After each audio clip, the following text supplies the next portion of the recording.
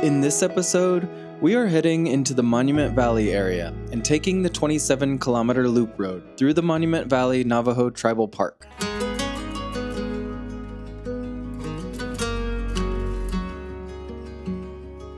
From the Navajo National Monument, where we ended the last episode, we are back to the paved roads for a bit, hopping on Arizona State Route 564. It is a short drive to the junction with US Route 160, which we will rejoin and take into Kayenta.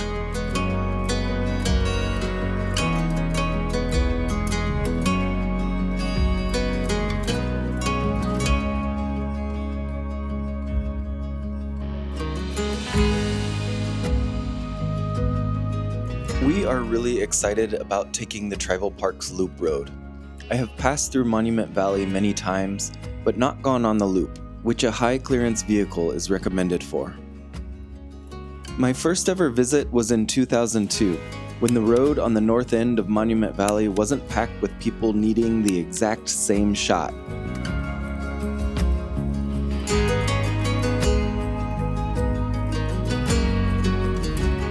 Our last time was in 2021, on our way back from a Utah National Parks road trip.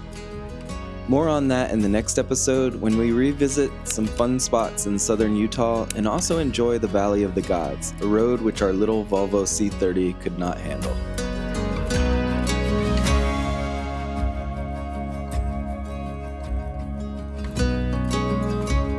But first, we are arriving in Kayenta, a town of about 5,000 people. I am not the type of person that is too good for a Whopper, but we are stopping into Kayenta's Burger King to see the Navajo Code Talkers exhibit in their dining room. Just outside is the Navajo Shadehouse Museum, which is partly sponsored by Burger King and has some interesting things to check out, as well as a gift shop.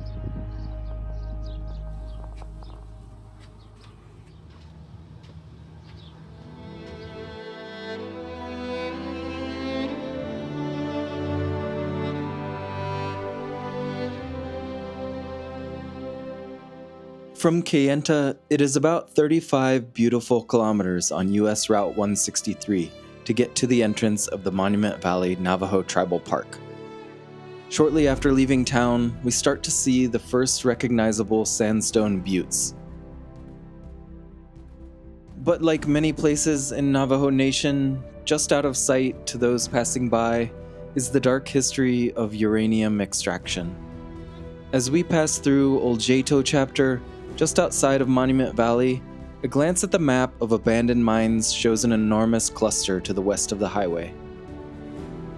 Over 500 abandoned uranium mines dot Navajo Nation. A legacy of contamination lives on in homes and water sources. Elevated levels of radiation have long caused lung cancer, bone cancer, and kidney failure. Monetary settlements have been made over the years to attempt to right these wrongs, but in many respects, this is just sweeping things under the rug. The reality is that for as many reparations that have been paid, there are countless others that were immorally denied. Regardless, no price could ever be put on the amount of generational suffering that Diné people have been put through, something that continues to present day. When uranium mines were first opened and Navajo men were employed, they were not told that it could and would kill them, nor were they told that it was the main ingredient in atomic bombs. I recommend watching 2 films if you are interested to learn more. Compared to yellow fever and demon mineral, my knowledge of this is of course just cursory. These tragic stories are better told by the people they affect, and these documentaries both do a fantastic job of this.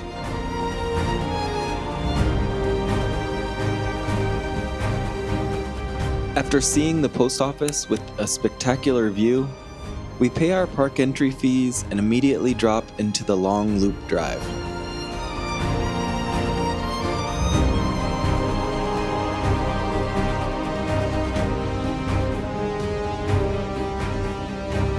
Whether you stop into the visitor center or begin the drive, Oh my God. The first views inside the park are the classics.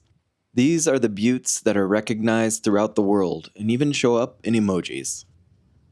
It is amazing to be so close to these celebrities, so we do our part and ask them to take a photo with us.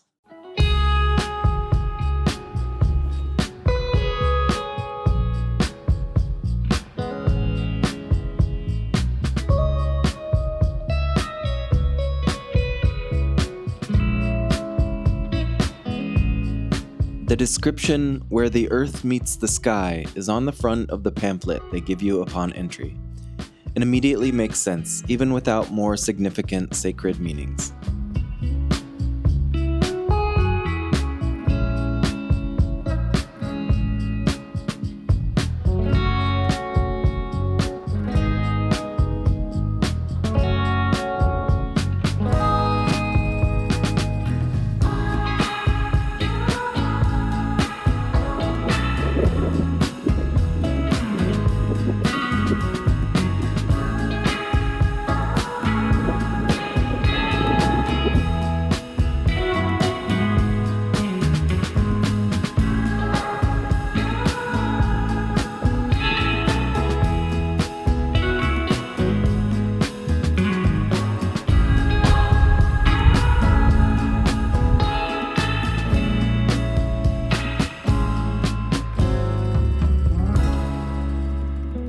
As long as you leave by the time the loop closes, you can spend as much time out here as you want.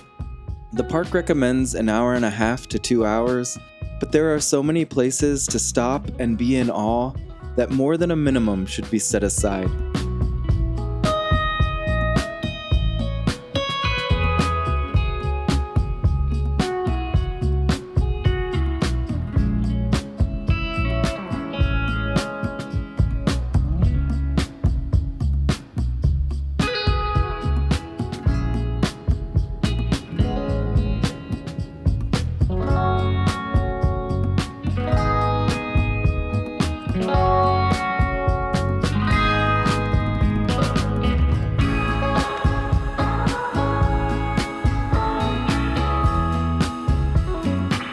The road is rough enough that I would not drive my own car out here unless I owned a high-clearance vehicle, although I did see a couple sedans making their way around the bumpy loop.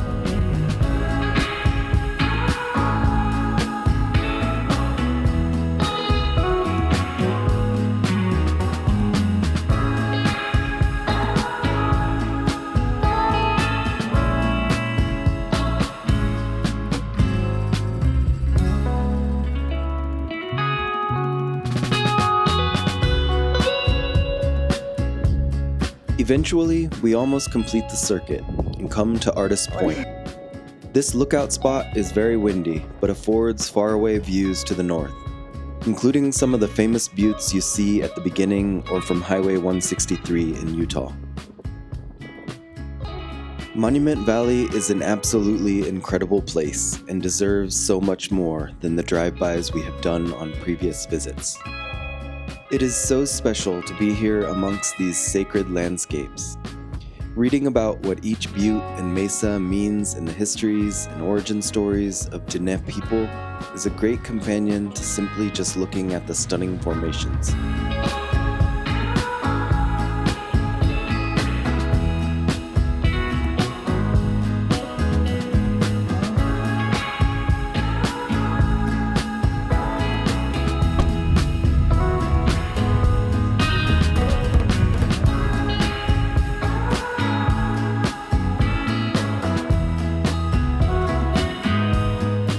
After we finish this magnificent area, we head back to the visitor center, which has an enormous gift shop and even more high perches to enjoy the landscape.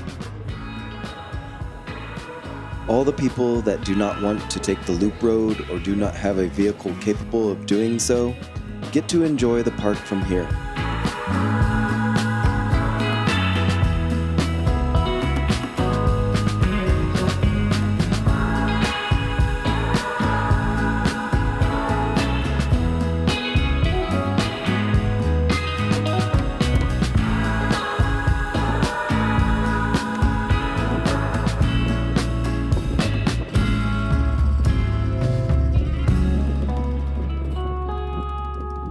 You can also join organized guided tours for deeper experiences, some of which we saw heading out for sunset as we came back.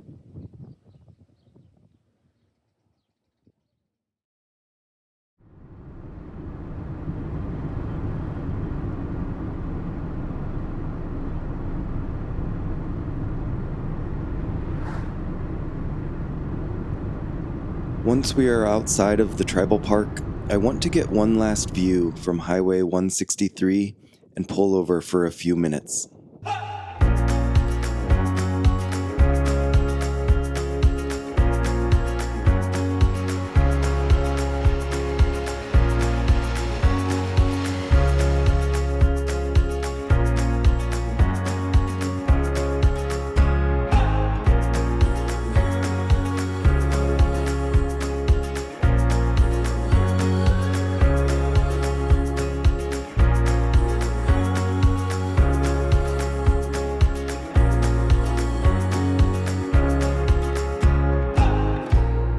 As we put Monument Valley in our rearview mirrors and head north to the town of Mexican Hat on the San Juan River, we are filled with such gratitude for getting to know this place properly.